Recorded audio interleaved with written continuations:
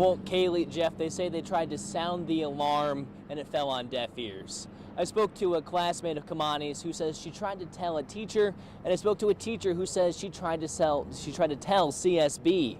In both instances, the person they tried to help is now gone.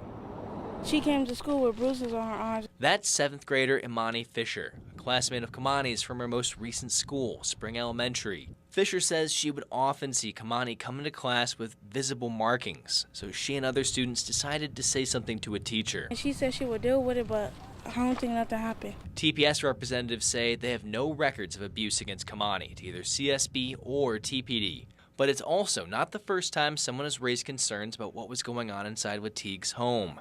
Kayleen Harabedian was her 6th grade English teacher at Bennett Venture Academy, the last school she attended before spring. Harabedian says she also spotted visible markings and bruises on Keimani. It's hard because, especially in a role like education, your day doesn't end at 3:30. You take these things home with you. They weigh on you. I'm a parent myself, and I tried my best to make sure that she was removed from that environment. Harabedian claims she put in multiple calls to CSB.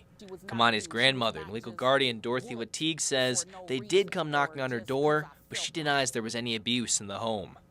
I've went through this twice because the school system had contacted CSB on her behalf when she went to Bennett Academy. And they came in, they did a case study and closed it. They've stated there's a way to chastise children without physically harming them, and you need to whoop them on their behind, nowhere else. So, okay, with that in mind, I knew that.